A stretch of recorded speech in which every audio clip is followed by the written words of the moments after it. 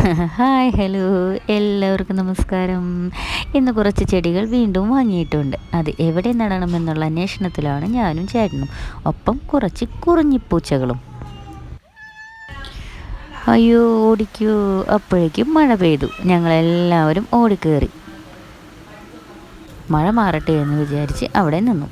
അങ്ങനെ നോക്കി നിന്നപ്പോഴാണ് മഴയൊന്നും പ്രശ്നമില്ല എന്ന് പറഞ്ഞ് ചേട്ടൻ ഇറങ്ങി സ്ഥലം കണ്ടുപിടിച്ച് ആദ്യത്തെ ചെടി നട്ടു. ആദ്യം വെച്ചത് കശുമാവിൻ്റെ തൈയായിരുന്നു. അതിന് തടമെടുത്ത് ചാണകപ്പൊടിയുമിട്ട് കുഴിച്ചിട്ടു. പിന്നെ ഞാൻ നോക്കിയപ്പോൾ അതാ വടുകപ്പുളിയും വെച്ചിരിക്കുന്നു. എന്തൊരു കഷ്ടമാണെന്ന് നോക്കിയേ, എനിക്ക് കാണാൻ സാധിച്ചില്ല. ചിലരതിനെ കറിനാരങ്ങ എന്നും പറയുന്നത് കേട്ടിട്ടുണ്ട്. കറി വയ്ക്കാനും അച്ചാറിടാനും അത് നല്ലതാണ്. മഴ കാരണം വച്ചിരുന്ന കപ്പയെല്ലാം ചാഞ്ഞു കിടക്കുന്നു.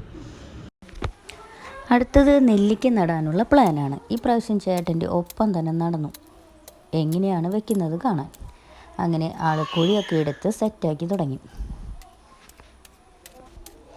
കുഴിയെടുക്കുന്നു, അതിൽ നിന്ന് മണ്ണ് മാറ്റുന്നു, അങ്ങനെ പലവിധ പ്രക്രിയകളും നടക്കുന്നുണ്ട്. പിന്നീട് ചാണകപ്പൊടി ഇട്ടു. അപ്പോഴാണ് പറഞ്ഞത് നെല്ലിക്കയ്ക്ക് ആ സ്ഥലം അത്രയ്ക്ക് പോരാ എന്ന്. പിന്നീട് വീണ്ടും അടുത്ത സ്ഥലം അന്വേഷിച്ച് നടന്നു. അങ്ങനെ അടുത്ത സ്ഥലം കണ്ടുപിടിച്ച് അവിടെ കുഴിയെടുത്ത് നെല്ലിക്ക നട്ടു. ഞാനിതെല്ലാം കണ്ട് പുറകെ നടന്നു. എൻ്റെ വല്ല സഹായവും വേണോ? വേണ്ട എന്ന് നീട്ടിയൊരു ഉത്തരവും. അങ്ങനെ അതും വെച്ച് കഴിഞ്ഞു. ഇതാണ് മാജിക് ഫ്രൂട്ട്, മിറക്കിൾ ഫ്രൂട്ട്, അത്ഭുതപ്പഴം എന്നൊക്കെ ഇതിനെ പറയും. ഇത് കഴിച്ചു കഴിഞ്ഞാൽ കയ്പുള്ളത് എന്ത് കഴിച്ചാലും മധുരമായിരിക്കും. ഫോണൊന്ന് പതുക്കെ തിരിച്ചപ്പോൾ അതാ പേരക്കയും പ്ലാവും എന്നോട് സംസാരിക്കുന്നു. എന്നാൽ പിന്നെ അതിനെ ഒന്ന് തഴുകി വരാമെന്ന് കരുതി. അപ്പോഴേക്കും ചേട്ടൻ ഇവിടെ അത്ഭുതപ്പഴം വയ്ക്കാനുള്ള തയ്യാറെടുപ്പ് എടുത്തു തുടങ്ങി. പിന്നെ ചാമ്പക്കയോട് വർത്താനം പറഞ്ഞു. എന്നാൽ പിന്നെ എല്ലാത്തിൻ്റെയും അടുത്തേക്ക് പോകാമെന്ന് വിചാരിച്ചു. ഇതാണ് കുടംപുളി. മീനിലിട്ട് കറി വയ്ക്കുന്നതാണ് ഈ പുളി. എല്ലാവർക്കും അറിയുമായിരിക്കും. ഇത് മുള്ളാത്ത ക്യാൻസറിനൊക്കെ പറ്റിയ നല്ലൊരു പഴമാണ്. ഇത് എല്ലാവരുടെയും പ്രിയപ്പെട്ട ലൂബിക്ക. ഉപ്പിലിട്ടാൽ ഭരണി കാലിയാകുന്നതേ കാണില്ല.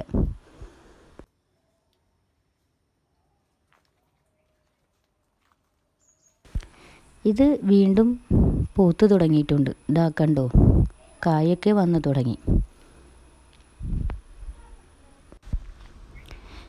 പിന്നെ ഞങ്ങൾ കൗതുകമായി വാങ്ങിയത് ഡ്രാഗൺ ഫ്രൂട്ടാണ്. ഇതെങ്ങനെ വെക്കണമെന്നൊന്നും ഞങ്ങൾക്കറിയില്ല. എവിടേക്കോ പോയപ്പോൾ ഒരു വീട്ടിൽ ഉണ്ടായി നിൽക്കുന്നത് കണ്ടു. അങ്ങനെ കൗതുകം തോന്നി വാങ്ങിയതാണ്.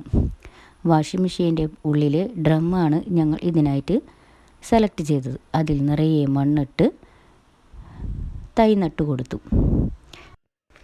പിന്നെ അതിനെ 3 കമ്പും വെച്ച് കൊടുത്ത് മുകളിൽ ടയർ കെട്ടിക്കൊടുത്തു. അതിൻ്റെ ഉള്ളിൽ കൂടെ അതിനെ പടർത്തി വിടാമെന്ന് വിചാരിച്ചു. അങ്ങനെയാണ് പല വീഡിയോസിലും കണ്ടത്. ടയറിന് പകരം അവർ കമ്പി ഉപയോഗിച്ചുള്ള വളയമാണ് ഉപയോഗിച്ചിരിക്കുന്നത്. ഞങ്ങൾ ഒട്ടും പൈസ ചിലവില്ലാതെ ഇതെങ്ങനെ ഉണ്ടാക്കിയെടുക്കാമെന്നാണ് ചിന്തിച്ചത്. ഇത് പിടിച്ചു കിട്ടിയാൽ അടുത്ത തൈ വാങ്ങിച്ച് ഒന്ന് നട്ടു നോക്കണം. അങ്ങനെ അത്രയേ ഉള്ളൂ ഇന്നത്തെ വീഡിയോ.